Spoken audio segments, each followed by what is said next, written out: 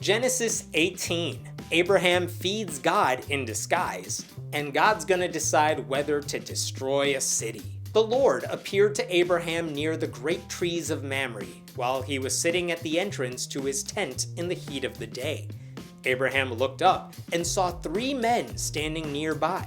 When he saw them, he hurried from the entrance of his tent to meet them and bowed low to the ground. Are God and 2 of his angel henchmen in disguise? Why?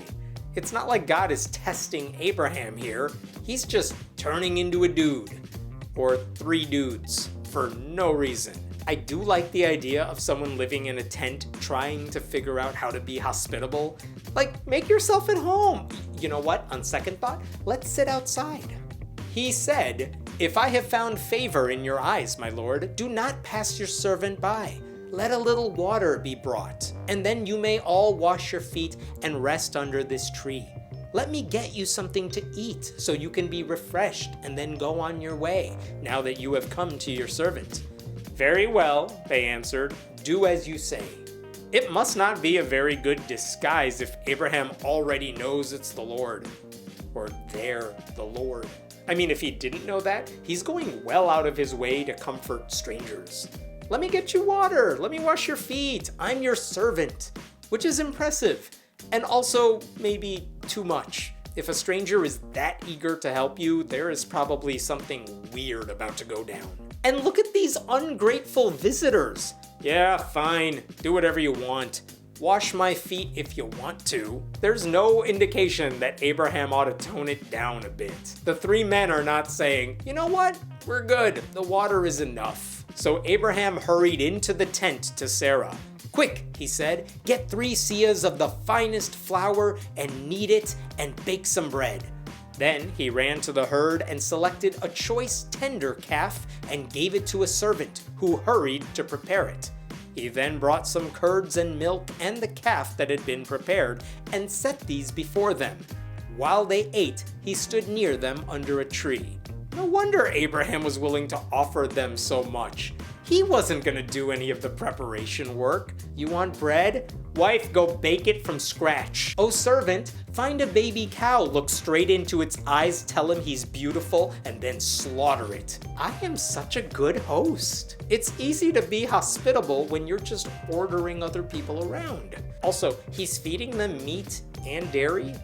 It's not very kosher of him. And it seems like God is just fine with dairy and bread. So why was he so insistent on all that animal sacrifice earlier? Was he just murdering animals for fun? "Where is your wife Sarah?" they asked him. "There, in the tent," he said. Then one of them said, "I will surely return to you about this time next year, and Sarah your wife will have a son." Now Sarah was listening at the entrance to the tent, which was behind him. Abraham and Sarah were already very old, and Sarah was past the age of childbearing.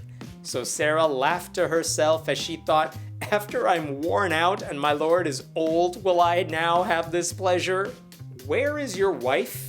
is a creepy question from a stranger you just met. And why do they already know her name? Also, where would she be? They live in a tent. If a stranger is asking for your wife and then says he's gonna return in a year and your wife will have a son, I would maybe be a little suspicious of that stranger. At least we could sympathize with Sarah's reaction. "I'm 90, I'm barren, I'm going through menopause, my brother husband is even older than I am, and now this guy I've never met says I'm gonna get pregnant? God, what an idiot." Literally. Then the Lord said to Abraham, "Why did Sarah laugh and say, 'Will I really have a child now that I am old?' Is anything too hard for the Lord? I will return to you at the appointed time next year, and Sarah will have a son." Sarah was afraid, so she lied and said, "I did not laugh." But he said, "Yes, you did laugh." I see the Bible has just done away with pretending these are 3 strangers. God took off the disguise. And how is that for a conversation? God's like, Abraham, did your wife just laugh at me? Sarah, did you laugh at me? I didn't laugh. I know you laughed. I can read your mind. I'm God. Don't mess with me. Why is God referring to himself in the third person? Is anything too hard for the Lord? You know who talks like that? Every bad guy in every story ever. Also, yes, lots of things are too hard for the Lord. Preventing genocide, stopping a pandemic, convincing atheists to take him seriously, keeping on a disguise. When the men got up to leave, they looked down towards Sodom, and Abraham walked along with them to see them on their way. Then the Lord said, "Shall I hide from Abraham what I am about to do? Abraham will surely become a great and powerful nation, and all nations on earth will be blessed through him. For I have chosen him, so that he will direct his children and his household after him to keep the way of the Lord by doing what is right and just, so that the Lord will bring about for Abraham what he has promised him." What is God about to do? Actually, God's about to commit mass murder. Again. He's gonna destroy the Sodomites. And his moral dilemma is whether he should tell Abraham about it, because maybe Abraham's gonna try to stop him. God is worried one of his anointed leaders is a better person than he is. Why is God having a moral dilemma anyway? He's God. Then the Lord said, "The outcry against Sodom and Gomorrah is so great, and their sin so grievous, that I will go down and see if what they have done is as bad as the outcry that has reached me. If not, I will know." So much for God being omniscient. He needs to go in person to Sodom to verify that they are indeed Sodomites. Which sounds as convincing as someone saying, "I heard there are bars where men have a good time in Boys Town, but I think I need to go check it out for myself just to be sure." Also, God is considering genocide based only on rumors, but he just wants to confirm before moving along with his plans to murder everyone.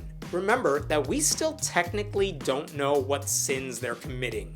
They're apparently really bad, we just don't get to know what they are.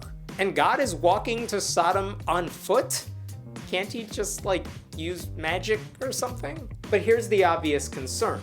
Abraham's nephew Lot lives in Sodom. Destroying the Sodomites means destroying Lot. So Abraham is gonna mess with God's mind to convince him not to do the thing God totally wants to do. Just listen to the next several verses and realize how easy it is to negotiate with God. The men turned away and went towards Sodom, but Abraham remained standing before the Lord. Then Abraham approached him and said, "Will you sweep away the righteous with the wicked? What if there are 50 righteous people in the city? Will you really sweep it away and not spare the place for the sake of the 50 righteous people in it?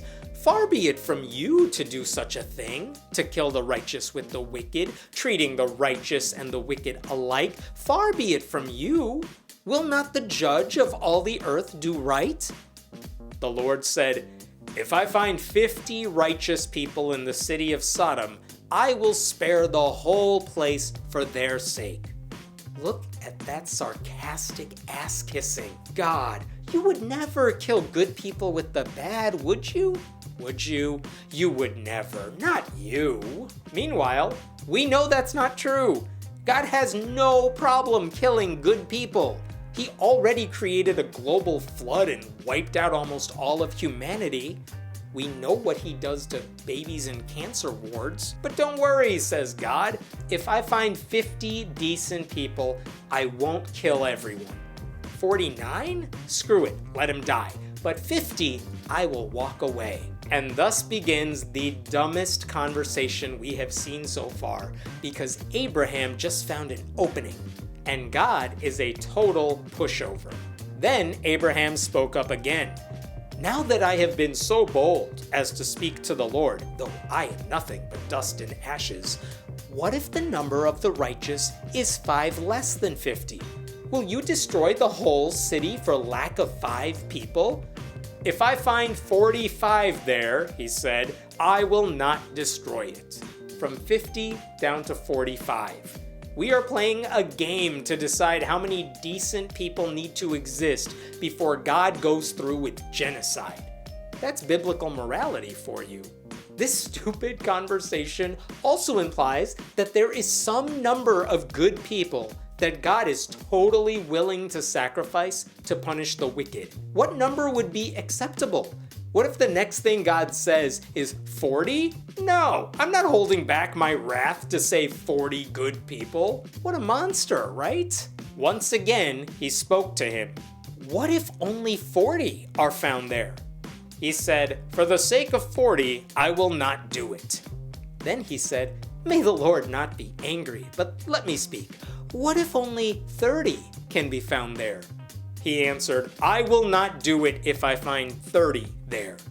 Abraham said, "Now that I have been so bold as to speak to the Lord, what if only 20 can be found there?" He said, "For the sake of 20, I will not destroy it." 50, 45, 40, 30, 20. At least Abraham is a decent negotiator. Takes his sweet time working his way down, though. Also, he's kind of annoying and very smug. A smarter God would have just destroyed him. Save Sodom, get rid of Abraham. What does God achieve by sacrificing anyone? He's God. Why can't he just single out the wicked instead of killing everyone in the city? Sounds like God is just lazy. Then he said, "May the Lord not be angry, but let me speak just once more. What if only 10 can be found there?" He answered, "For the sake of 10, I will not destroy it." When the Lord had finished speaking with Abraham, he left, and Abraham returned home. Wait, Abraham got the number from 50 down to 10, and then stopped. Even Abraham is apparently thinking, yeah, 9 good people? Why bother saving a city to save 9 people? At that point, genocide all you want, God. By the way, here's a spoiler for you. God will not find 10 decent Sodomites, not even among the babies. Therefore, all that negotiation was a waste of time. It's like the Bible is a high school student writing an essay for English class and is just trying to pad the word count. Ah well, Sodom was fun while it lasted, or so we think. Meanwhile, someone's gonna get Sarah pregnant, and we're about to find out Abraham, who did so much to stop God from killing people just now, won't even put up a fight when it comes to having to kill his own son.